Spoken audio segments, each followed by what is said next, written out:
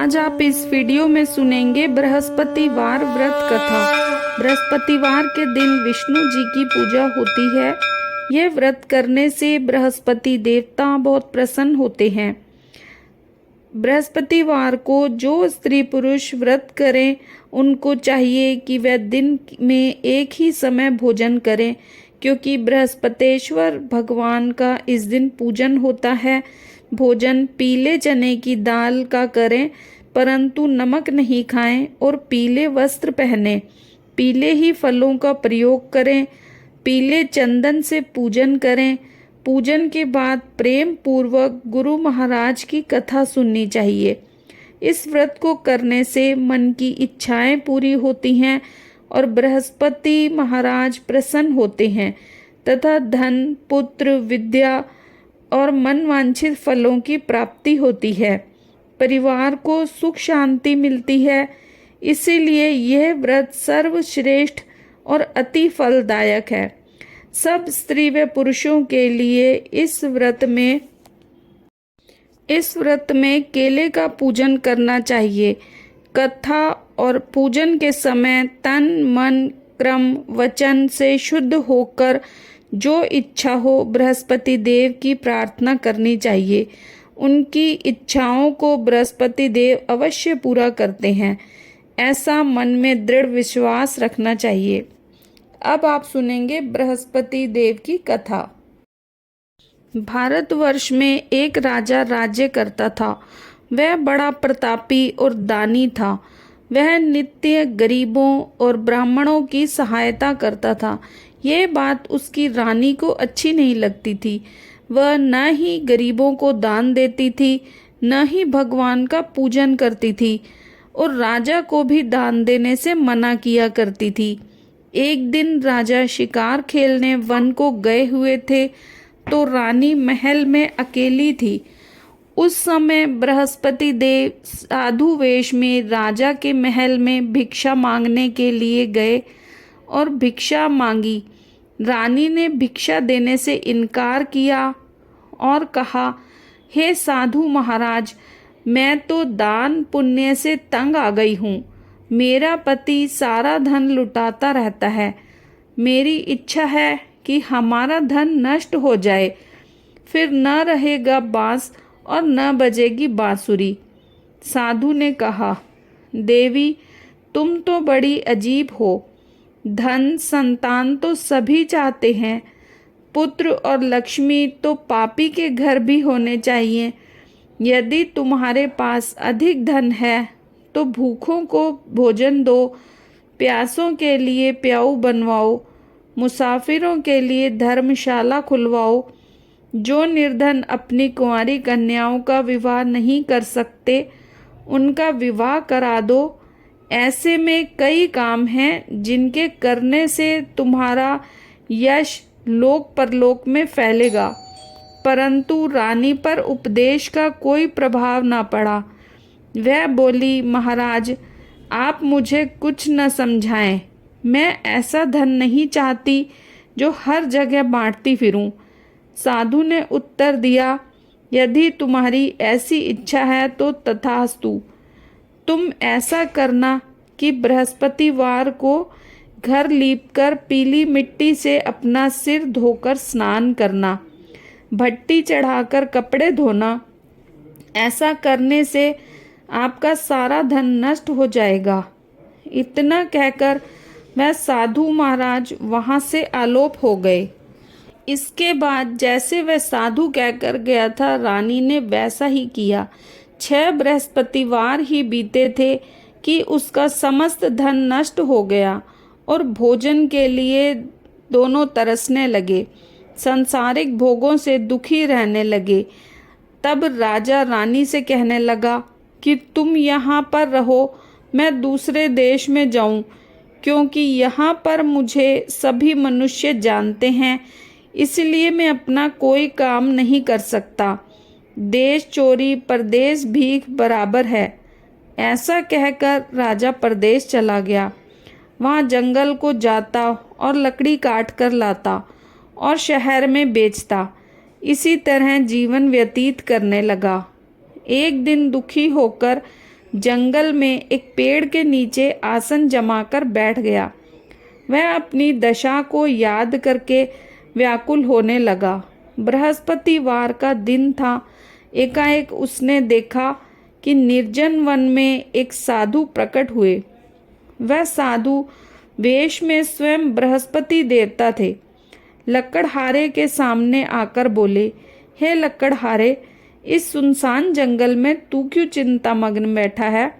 लकड़हारे ने दोनों हाथ जोड़कर प्रणाम किया और उत्तर दिया, महात्मा जी, आप सब कुछ जानते हैं, मैं क्या कहूँ। यह कहकर रोने लगा और साधु को आत्मकथा सुनाई। महात्मा जी ने कहा, तुम्हारी स्त्री ने बृहस्पतिवार के दिन भगवान का निरादर किया है, जिसके कारण रुष्ट होकर उन्होंने तुम्हारी ये दशा कर दी। अब तुम चिंता को दूर करके मेरे कहने पर चलो तो तुम्हारे सब कष्ट दूर हो जाएंगे और भगवान पहले से भी अधिक संपत्ति देंगे। तुम बृहस्पति के दिन कथा किया करो। 2 पैसे के चने मुनक्का मंगवा कर उनका प्रसाद बनाओ और शुद्ध जल के लोटे में शक्कर मिलाकर अमृत तैयार करो। कथा के पश्चात सारे परिवार और सुनने वाले प्रेमियों में अमृत व प्रसाद बांटकर अपने आप भी ग्रहण करो। ऐसा करने से भगवान तुम्हारी सब मनोकामनाएं पूरी करेंगे। साधु के ऐसे वचन सुनकर लकड़हारा बोला, हे प्रभु, मुझे लकड़ी बेचकर इतना पैसा नहीं मिलता जिससे भोजन के उपरांत कुछ बचा सकूं। मैंने रात्रि में अपनी स्त्री को व्याकुल देखा है। मेरे पास कुछ भी नहीं है जिससे उसकी खबर मंगा सकूं। साधु ने कहा, हे लकड़हारे, तुम किसी बात की चिंता मत करो। बृहस्पति के दिन तुम रोजाना की तरह लकड़ियां लेकर शहर को जाओ। तुमको रोज से दुगना धन प्राप्त होगा, जिससे तुम भली भांति भोजन कर लोगे तथा बृहस्पति देव की पूजा का सामान भी आ जाएगा। इतना कहकर साधु अंतर्ध्यान हो गए। धीरे धीरे समय व्यतीत होने पर फिर वही बृहस्पति का दिन आया। लकड़हारा जंगल से लकड़ी काटकर किसी शहर में बेचने गया। उसे दिन से अधिक पैसा मिला। राजा ने गुड़ चना आदि लाकर गुरुवार का व्रत किया। उस दिन से उसके सभी कलेश दूर हुए। परंतु जब दोबारा गुरुवार का दिन आया तो बृहस्पतिवार का व्रत करना भूल गया। इस कारण बृहस्पति भगवान नाराज हो गए। उस दिन उस नगर के राजा ने विशाल यज्ञ का आयोजन किया और शहर में यह घोषणा करा दी कि कोई भी मनुष्य अपने घर में भोजन न बनावे, न आग जलावे। समस्त जनता मेरे यहाँ भोजन करने आए। इस आज्ञा को जो न मानेगा उसके लिए फांसी की सजा दी जाएगी। इस तरह की घोषणा संपूर्ण नगर में करवा दी गई। राजा की आज्ञा अनुसार शहर के सभी लोग भोजन करने गए, लेकिन लकड़हारा कुछ देर से पहुंचा। इसलिए राजा उसको अपने साथ घर लिवा गए और ले जाकर भोजन करा रहे थे तो रानी की दृष्टि उस खूंटी पर पड़ी जिस पर उसका हार लटका हुआ था। वहां न दिखाई दिया। रानी ने निश्चय किया कि मेरा हार इस मनुष्य ने चुरा लिया है। उसी समय सिपाहियों को बुलाकर उसको कारागार में डलवा दिया। जब लकड़हारा कारागार में पड़ गया और बहुत दुखी होकर विचार करने लगा कि न जाने कौन से पूर्व जन्म के कर्म से मुझे यह दुख प्राप्त हुआ, और उसी साधु को याद करने लगा जो जंगल में मिला था। उसी समय तत्काल बृहस्पति देव साधु के रूप में प्रकट हो और उसकी दशा को देखकर कहने लगे, अरे मूर्ख, तूने बृहस्पति देव की कथा नहीं करी, इस कारण तुझे दुख प्राप्त हुआ है। अब चिंता मत कर, बृहस्पतिवार के दिन कारागार के दरवाजे पर 4 पैसे पड़े मिलेंगे। उनसे तू बृहस्पति देव की पूजा करना, तेरे सभी कष्ट दूर हो जाएंगे। बृहस्पति के दिन उसे 4 पैसे मिले। लक्कड़हारे ने कथा कही। उसी रात्रि को बृहस्पति देव ने उस नगर के राजा को स्वप्न में कहा, हे राजा, तुमने जिस आदमी को कारागार में बंद कर दिया है वह निर्दोष है, वह राजा है, उसे छोड़ देना। रानी का हार उसी खूंटी पर लटका है। अगर तू ऐसा नहीं करेगा तो मैं तेरे राज्य को नष्ट कर दूंगा। इस तरह रात्रि के स्वप्न को देखकर राजा प्रातःकाल उठा और खूंटी पर हार देखकर लक्कड़हारे को बुलाकर क्षमा मांगी तथा लक्कड़हारे को योग्य सुंदर वस्त्र आभूषण देकर विदा कर बृहस्पति देव की आज्ञा अनुसार लक्कड़हारा अपने नगर को चल दिया। राजा जब अपने नगर के निकट पहुंचा तो उसे बड़ा आश्चर्य हुआ। नगर में पहले से अधिक बाग, तालाब और कुएं तथा बहुत सी धर्मशालाएं, मंदिर आदि बन गए थे। राजा ने पूछा, यह किसका बाग और धर्मशाला है? तब नगर के सब लोग कहने लगे, ये सब रानी और बांदी के हैं। तो राजा को आश्चर्य हुआ और गुस्सा भी आया। जब रानी ने यह खबर सुनी कि राजा आ रहे हैं तो उसने बांदी से कहा कि हे दासी, देख, राजा हमको कितनी बुरी हालत में छोड़ गए थे। हमारी ऐसी हालत देखकर वह लौट न जाएं, इसीलिए तू दरवाजे पर खड़ी हो जा। आज्ञा अनुसार दासी दरवाजे पर खड़ी हो गई। राजा आए तो उन्हें अपने साथ लिवा लाई। तब राजा ने क्रोध करके अपनी रानी से पूछा कि यह धन तुम्हें कैसे प्राप्त हुआ है? तब उन्होंने कहा, हमें यह सब धन बृहस्पति देव के प्रभाव से प्राप्त हुआ है। राजा ने निश्चय किया कि 7 रोज बाद तो सभी बृहस्पति देव का पूजन करते हैं, परंतु मैं प्रतिदिन दिन में 3 बार कहानी कहा करूँगा तथा रोज व्रत किया करूँगा। अब हर समय राजा के दुपट्टे में चने की दाल बंधी रहती तथा दिन में 3 बार कहानी कहता। एक रोज राजा ने विचार किया कि चलो अपनी बहन की यहाँ हो आवें। इस तरह निश्चय कर राजा घोड़े पर सवार हो अपनी बहन के यहाँ चलने लगा।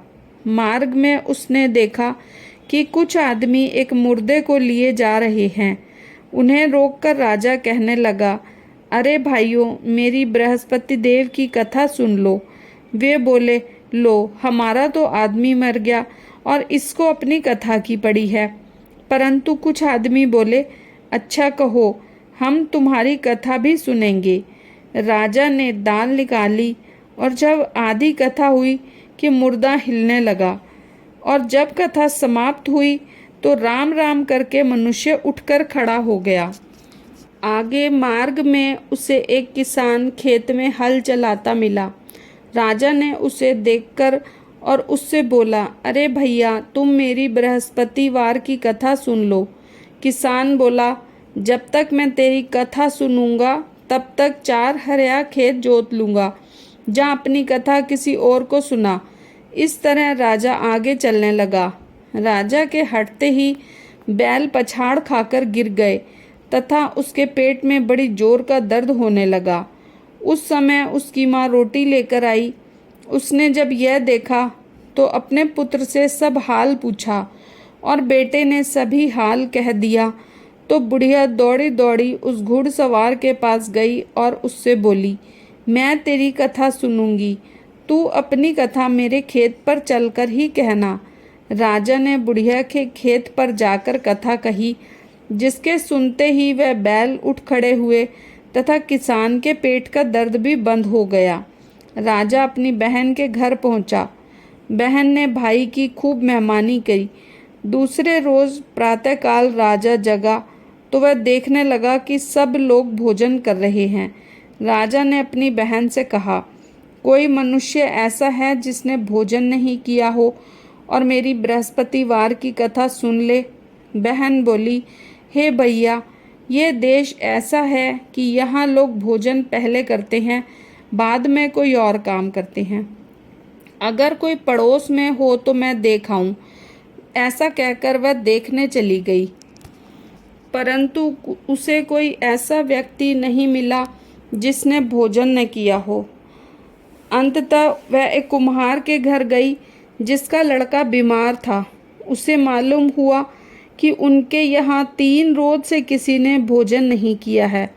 रानी ने अपने भाई की कथा सुनने के लिए कुम्हार से कहा। वह तैयार हो गया। राजा ने जाकर बृहस्पतिवार की कथा कही, जिसको सुनकर उसका लड़का ठीक हो गया। अब तो राजा की एक रोज राजा ने अपनी बहन से कहा कि हे बहन, हम अपने घर को जाएंगे, तुम भी तैयार हो जाओ। राजा की बहन ने अपनी सास से कहा। सास ने कहा, हाँ चली जा, परंतु अपने लड़कों को मत ले जाना, क्योंकि तेरे भाई के कोई औलाद नहीं है। बहन ने कहा, भैया मैं तो चलूँगी, पर कोई बालक नहीं जाएगा। राजा बोला, जब कोई बालक नहीं जाएगा तब तुम क्या करोगी? बड़े दुखी मन से राजा अपने नगर को लौट आया। राजा ने अपनी रानी से कहा, हम निर्वंशी हैं, हमारा मुंह देखने का धर्म नहीं है, और कुछ भोजन आदि नहीं किया। रानी बोली, हे प्रभु, बृहस्पति देव ने हमें सब कुछ दिया है, औलाद भी अवश्य देंगे। उसी रात को बृहस्पति देव ने राजा के स्वप्न में कहा, हे राजा उठ, अभी सोच त्याग दे, तेरी रानी गर्भ से है। राजा की बात सुनकर बहुत खुशी हुई। राजा को यह बात सुनकर बहुत खुशी हुई। 9वें महीने में उसके गर्भ से एक सुंदर पुत्र पैदा हुआ। तब राजा बोला, हे रानी, स्त्री बिना भोजन के रह सकती है, बिना कहे नहीं रह सकती। जब मेरी बहन आवे तो मुझसे कुछ मत कहना। रानी ने सुनकर हाँ कह दिया। जब राजा की बहन ने यह शुभ समाचार सुना तो वह बहुत खुश हुई तथा बधाई लेकर अपने भाई के यहाँ आई। तभी रानी ने कहा, घोड़ा चढ़कर तो नहीं आई, गधा चढ़ी आई। राजा की बहन बोली, भाभी, मैं इस प्रकार न कहती तो तुम्हें औलाद कैसे मिलती? बृहस्पति देव ऐसे ही हैं, जिसके मन में कामनाएं हैं सभी को पूर्ण करते हैं। जो सद्भावना पूर्वक बृहस्पतिवार का व्रत करता एवं पढ़ता है अथवा सुनता है, दूसरों को सुनाता है, बृहस्पति देव उसकी मनोकामना पूर्ण करते हैं। भगवान बृहस्पति देव उसकी सदैव रक्षा करते हैं। संसार में जो मनुष्य सद्भावना से भगवान जी का पूजन व्रत सच्चे हृदय से करते हैं तो उनकी सभी मनोकामनाएं पूर्ण करते हैं।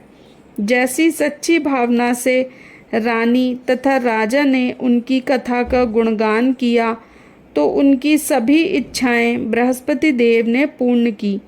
इसलिए पूर्ण कथा सुनने के बाद प्रसाद लेकर जाना चाहिए।